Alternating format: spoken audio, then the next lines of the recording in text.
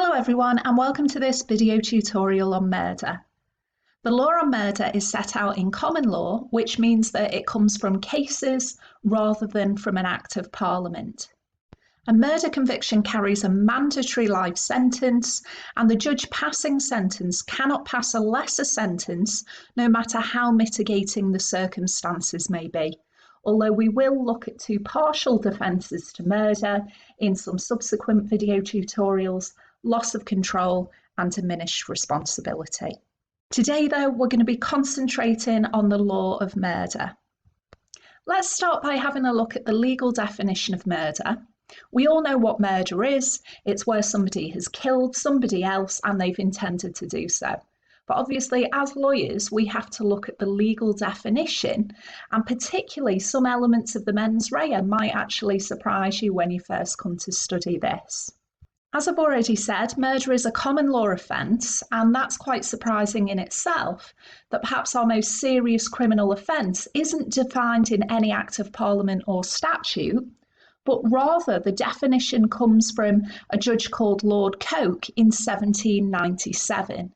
And because it's so old, the language is quite old-fashioned, but it is still the definition that we use today. So our definition then: murder is the unlawful killing of a reasonable person in being and unto the Queen's peace, with malice aforethought, express or implied. It's vital that you memorise this definition word for word, because this is still the definition that we use today. We need to break down what it all means. So it starts off: the unlawful killing of a reasonable person in being and unto the Queen's peace. That's your actus reus. And then your mens rea is malice aforethought, express or implied. So as always, we're going to start off by looking at what the actus reus means. And once we've dealt with that, we'll then have a look at what the mens rea means. As we've said, the actus reus is the unlawful killing of a reasonable person in being and unto the Queen's peace. Now, when we break that down, we'll see that this means that firstly, there has to be a killing, and this can be through a positive act, so I stab Liam, or an omission, I starve Seb to death. The killing must be unlawful, and a killing won't be unlawful if it was in self-defence.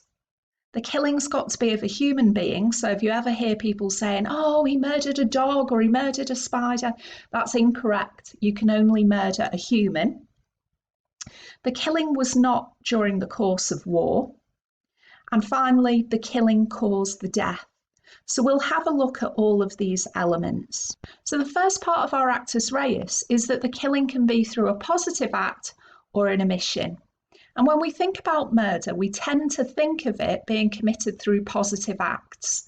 So somebody stabs somebody, somebody shoots someone, there's a strangulation, there's a positive act there. But you need to remember that it is also possible to kill somebody through an omission, a failure to act. And a useful case that we've looked at before in omissions, but it's really useful for murder, is Gibbons and Proctor. And if you remember this case, it was the unpleasant one where Gibbons and Proctor had a number of children, and they took a disliking to Nellie, and they shut her in the shed and failed to feed her, and she eventually starved to death. Now, in that situation, they were trying to argue that they shouldn't be guilty of murder because they hadn't done a positive act, i.e. they hadn't stabbed her, rather they'd failed to act, they'd starved her. But they were found guilty of murder through their failure, their omission to feed their daughter.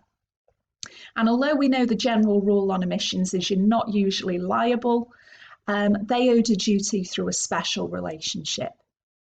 So if you do have a parent or a guardian who is starving a child to death, we'll have no problem in proving murder here because the killing can be through an omission. The second element of the actus reus of murder requires the victim to be a human being. So this obviously excludes animals from the remit of murder, but it does raise questions as to what point does someone become a human being, i.e. at what point does a fetus become a human, And at what point does one cease to be a human being? I.e., at what point is someone classed as being legally dead? So the first case we're going to look at here on fetuses is Attorney General's reference number 3.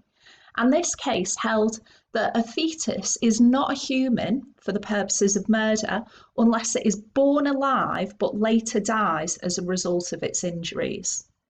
So it's not particularly nice to think about this situation, but if, say, you've got a heavily pregnant woman, she's 8 months pregnant, and somebody comes and stabs her in the stomach, killing the fetus in the womb, that would not be murder.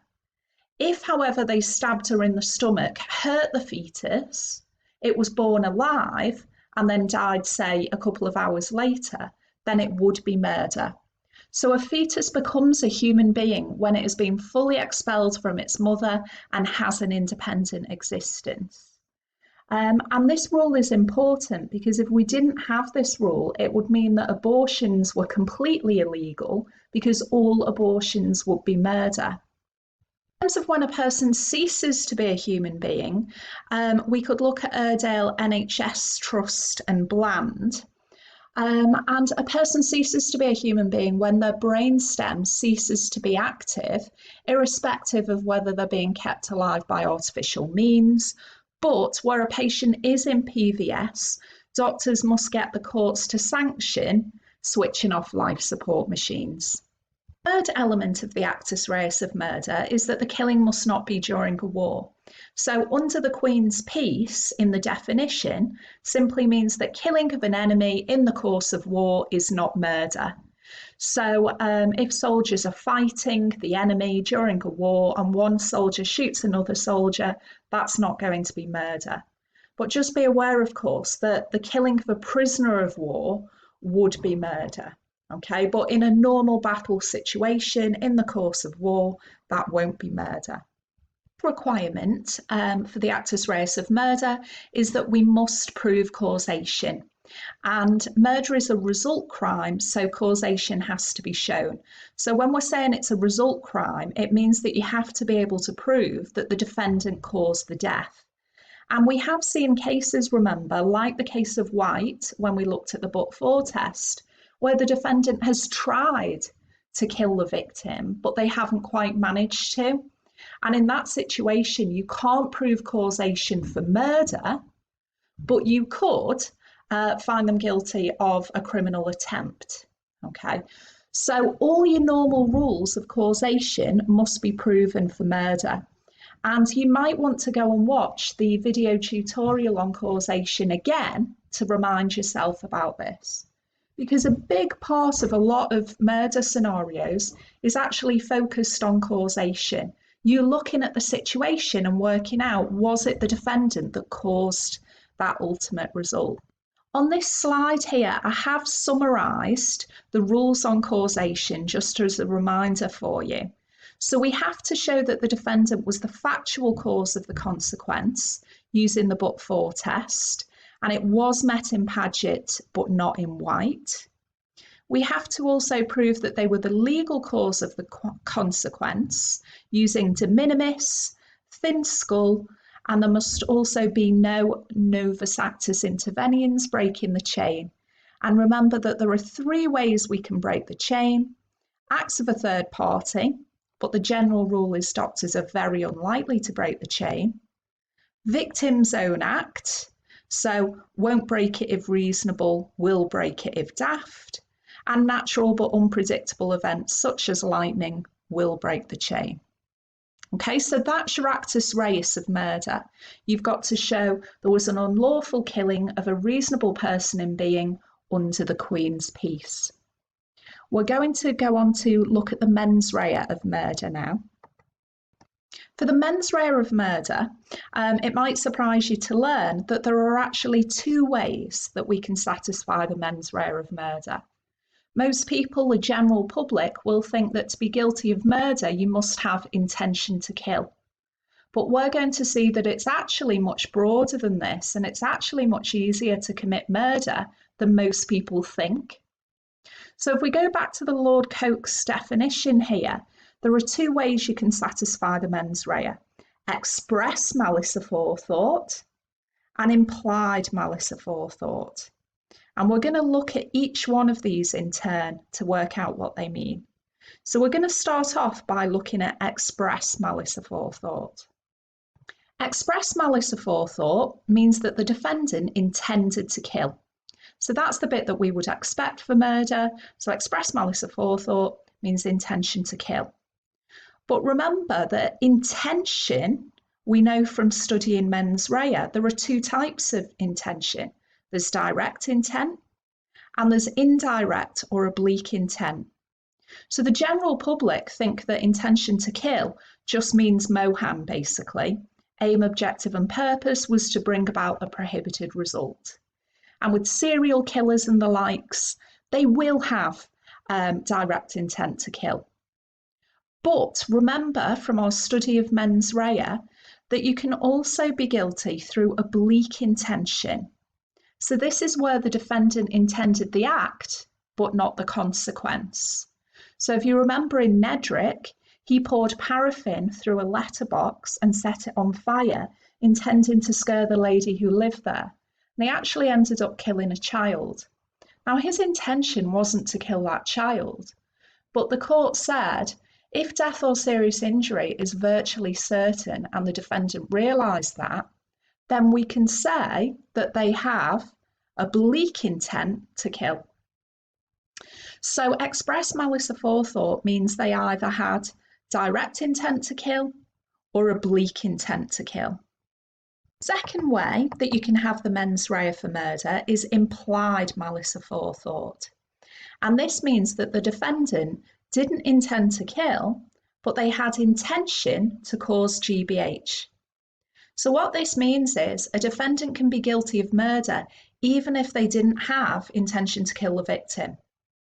So that is something that is possibly surprising to you and to a lot of the general public. So if, for example, I go into the street and punch someone hard in the face, intending to cause them serious harm, and they fall back and smack their head on the pavement and die, I can be convicted of murder through implied malice aforethought because I intended to do GBH. And this type of mens rea for murder was decided in the case of Vickers. So if we have a look at Vickers, the facts were that the defendant broke into the cellar of a sweet shop, and he knew that the little old lady who owned it was deaf. So he was hoping to just steal from the shop and she wouldn't hear him. He wasn't expecting to see her.